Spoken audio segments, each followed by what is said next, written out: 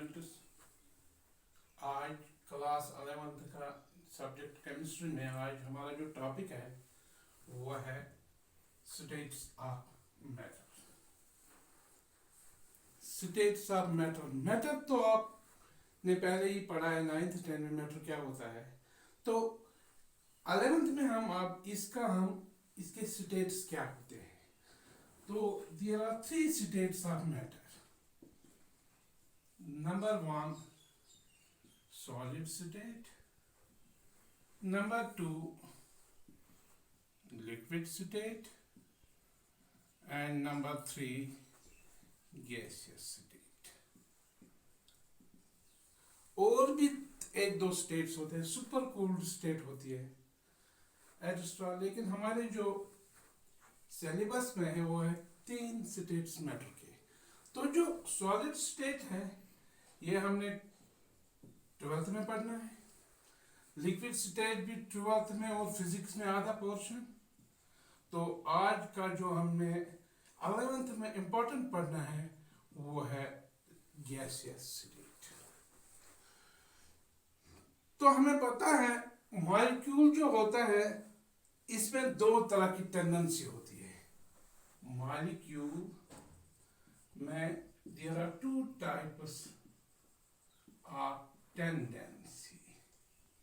देखो बेटा, 2 तरह की टेंडेंसी एक मॉलिक्यूल में होती है। एक होती है म्यूचुअल अट्रैक्शन।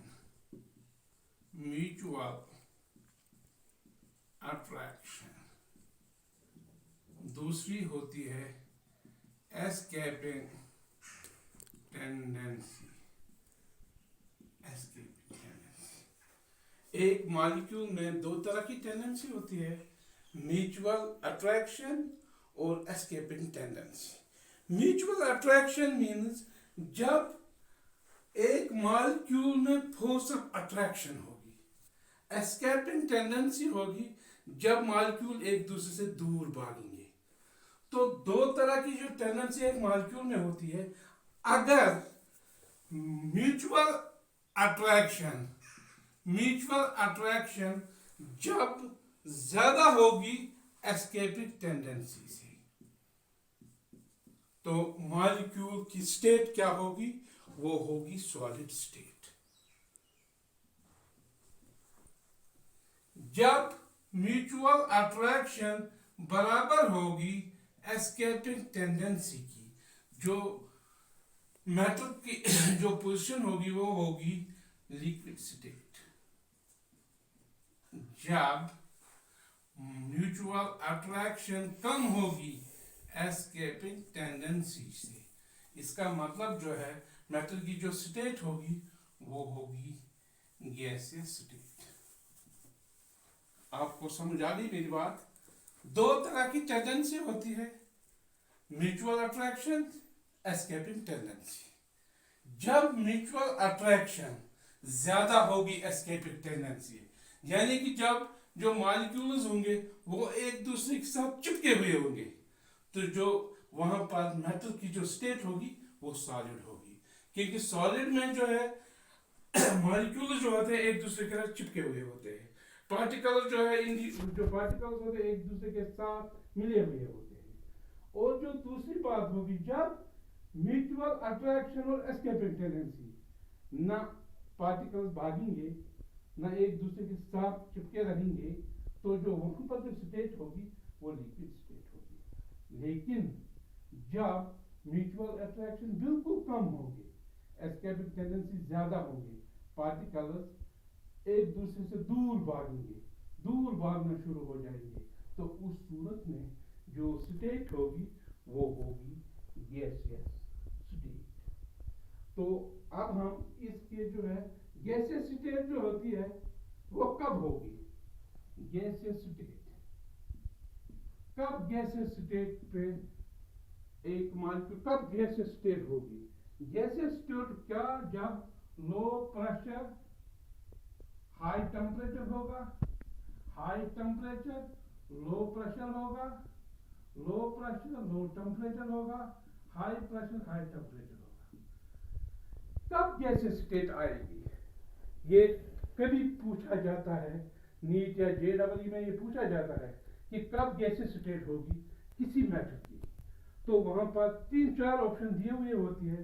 लो प्रेशर पे हाई टेम्परेचर पे होगी, हाई टेम्परेचर लो प्रेशर पे होगी, लो प्रेशर और लो टेम्परेचर पे होगी, हाई प्रेशर और हाई टेम्परेचर पे।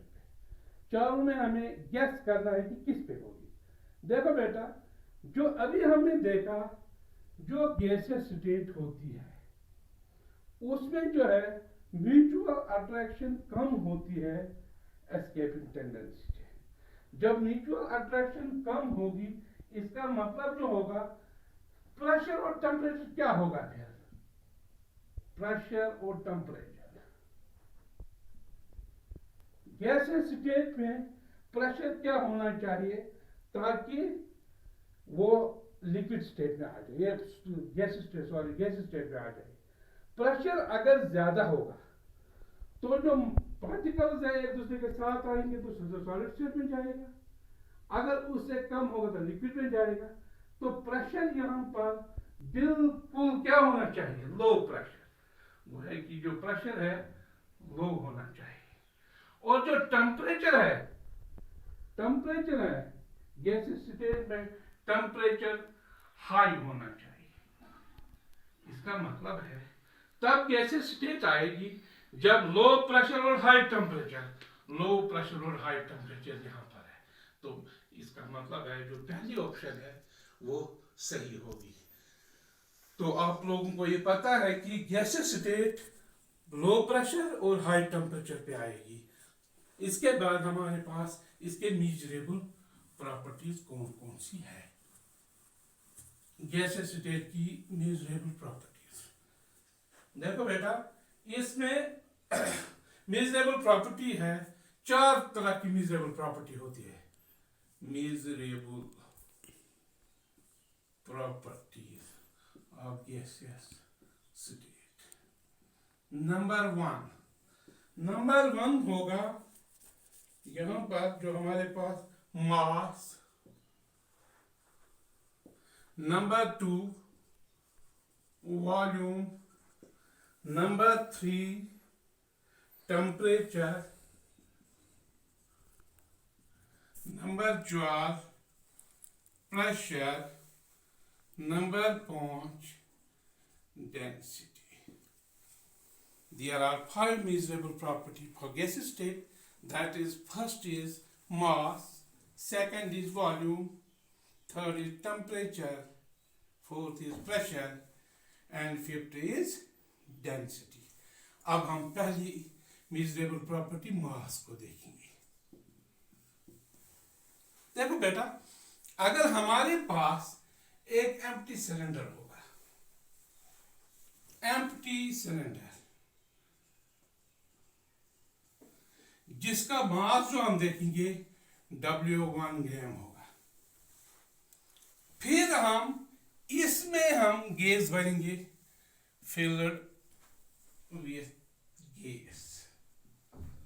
तो यहां पर जो इसका वेट बनेगा W2 ग्राम्स।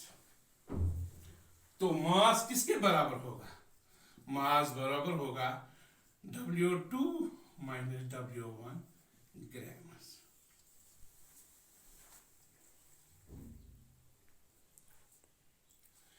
तो नंबर ऑफ मोल्स भी मास से निकलेगा। नंबर ऑफ मोल्स किसके बराबर होगा, number of moles mass of the gas, mass of the gas divided by molar mass या मॉलिक्यूलर मास। मास जो होगा, अगर हम एक सिलेंडर लेंगे, उसका खाली सिलेंडर का जो वेट होगा, फिर उसमें गैस भरेंगे तो उसका जो वेट होगा, जो दूसरे सिलेंडर का वेट होगा, उसको पहले खाली सिलेंडर से सब्ट्रैक्ट करेंगे तो हमारे पास ओरिजिनल गैस का मास मिलेगा। तो अगर मोल्स निकालने होंगे तो नंबर ऑफ मोल्स बराबर होते हैं मास ऑफ द गैस। कितना मास होगा यहाँ पर, वो तो यहाँ पर हमने निकाला, डिवाइड बाय मॉलिक्यूलर मास। जो भी हमारे पास गैस होगा उसका मॉलिक्यूलर मास कितना होगा।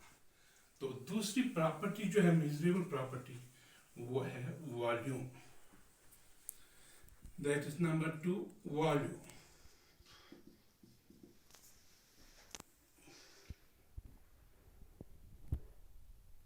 देखो बेटा, अगर हमारे पास एक सिलेंडर होगा, आपको पता है वॉल्यूम ऑफ द गैस बराबर होता है वॉल्यूम ऑफ द कंटेनर। जो भी कंटेनर होगा उसका, क्योंकि गैस जो है ये जितना उसको स्पेस मिलेगा उतना फैल जाएगा।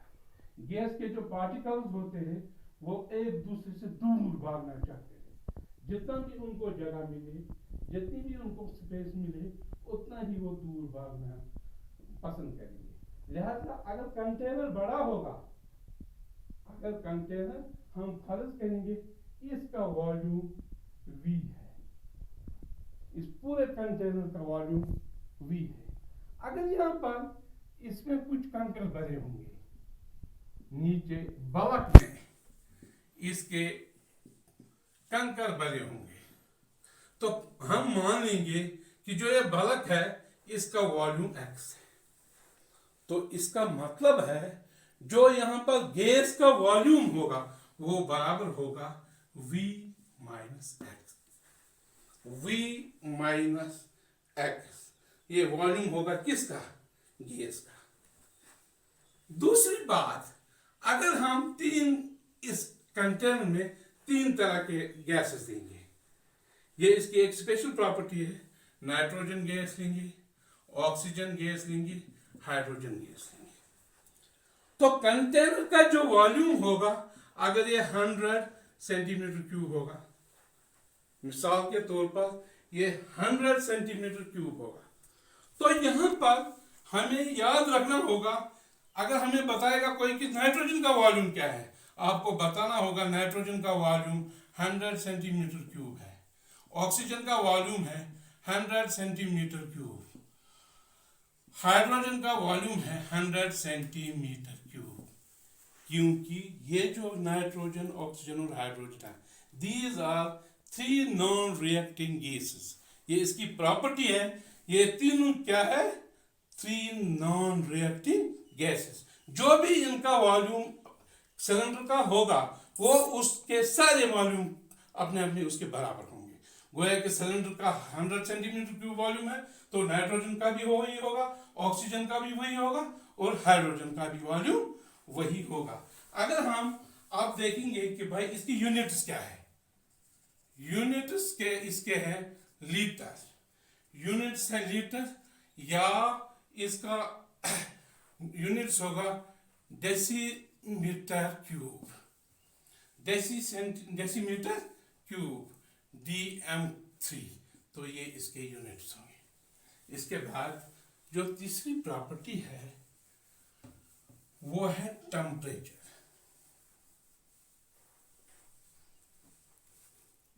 तीसरी है टेम्परेचर।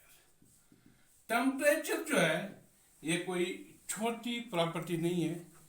टेम्परेचर ये अपने आप में एक पूरा टॉपिक है जो हमारे पास है काइनेटिक एनर्जी ऑफ गैसेस में। जो काइनेटिक एनर्जी ऑफ गैसेस है, इसमें ये पूरा एक चैप्टर दिया हुआ है जिसमें हमें टेम्परेचर का मीजरेबल प्रॉपर्टी जो टेम्परेचर है वो मिलेगी। जब हम ऊपर ऊपर से जाएंगे तो हमें पहले इसका ऐसा यूनिट देखना है। इसका ऐसा यूनिट है वो होता है केल्विन, के, जिसको हम रिप्रेजेंट के से करते हैं। तो यहां पर याद रखना केल्विन बराबर होता है, अगर इसको सेंटीग्रेड में चेंज करना है, 273 प्लस C, या फारेनहाइट में जब करना होगा तो वो बराबर होता है F minus 32 divided by 9 is equal to C/2। Degree में चेंज करना होगा तो फारेनहाइट दिया हुआ होगा तो डिग्री में निकलेगी, फारेनहाइट में चेंज करना होगा, सेंटीग्रेड में दिया हुआ होगा तो फारेनहाइट मिलेगी। तो ये इसके लिए फार्मूला है। इसका ऐसा यूनिट मगर सिर्फ है केल्विन, टेम्परेचर का ऐसा यूनिट केल्विन है। तो केल्विन को फिर सेंटीग्रेड में चेंज करना होगा, फारेनहाइट में चेंज करना होगा, उसके लिए K बराबर है 273 प्लस C, या F minus 32 divide by 9 is equal to C divided by 2। ये इसके लिए दो फार्मूले हैं टेम्परेचर के। इसके बाद जो चौथी मेजरेबल प्रॉपर्टी है वो है प्रेशर। चौथी है प्रेशर।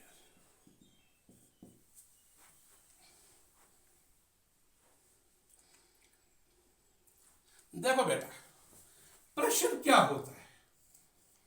अगर हम प्रेशर की बात देखेंगे तो प्रेशर बराबर होता है हमेशा, प्रेशर बराबर होता है,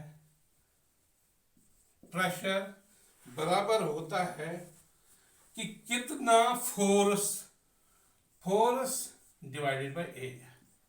ये फार्मूला है। अब मैं आपको समझाऊं कि फोर्स कहां से आया और एरिया कहां से आया।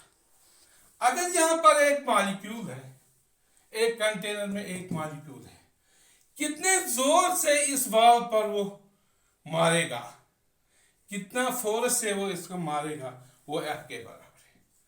और कितने एरिया पर यूनिट पे ये मारेगा, वो A के बराबर है।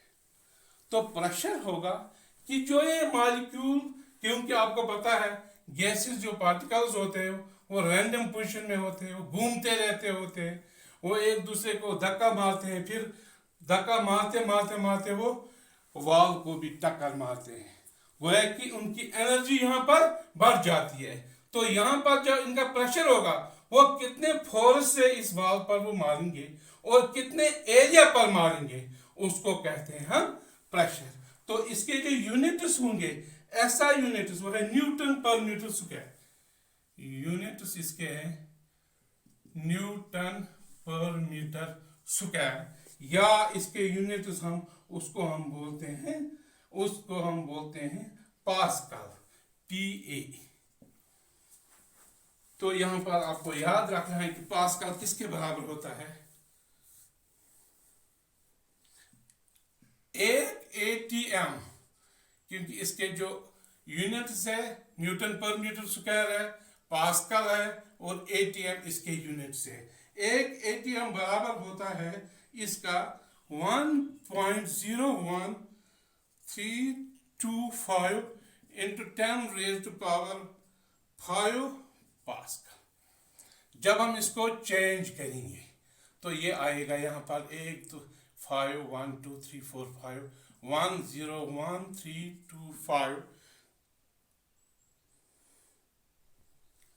Kelvin pascal. तो जब इसको हम फिर चेंज करेंगे तो ये आएगा बराबर 760 टॉर। तो जब हम इसको फिर चेंज करेंगे तो ये आएगा 1.01325 बार। देखो बेटा, ऐसा यूनिट इसके हैं न्यूटन पर मीटर स्क्वायर, पास्कल, ATM। तो एक ATM बराबर होता है 1.01325 इंटू 10⁵ पास्कल। तो जब हम पास्कल की बात करेंगे तो उसको हम चेंज करेंगे 10⁵, तो ये बनेगा 1.01325 पास्कल। तो इसको अगर हम टॉर में चेंज करेंगे, ये बराबर होता है 760 टार।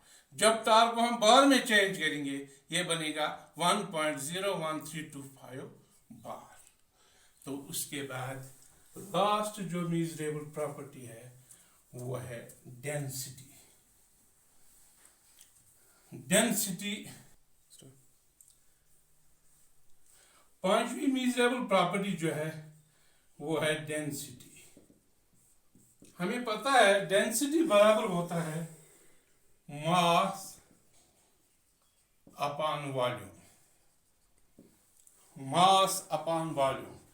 डेंसिटी जब आप पेट्रोल पंप पे जाते हो वहां पर लिखी होती है डेंसिटी, यानी कि वहां पर पता है कि उन्होंने कितना उसमें डाला है और उसका वॉल्यूम कितना है।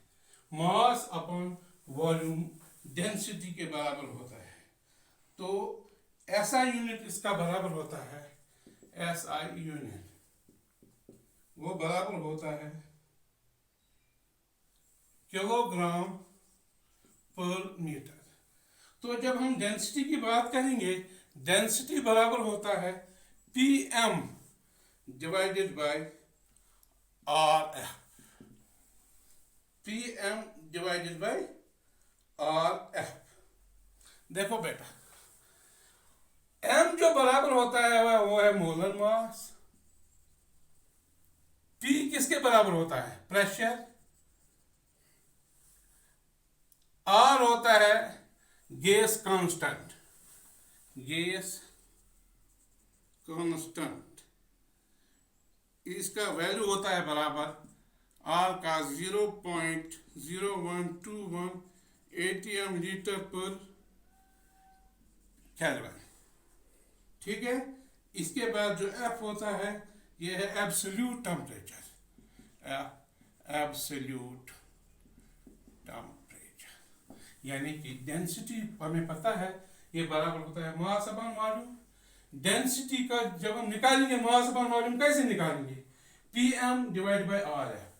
P होता है प्रेशर, कितना होगा उसमें, मोलर मास जो भी उसका होगा कितना होगा, डिवाइड बाय R होता है गैस कांस्टेंट, और F होता है absolute temperature. All the best.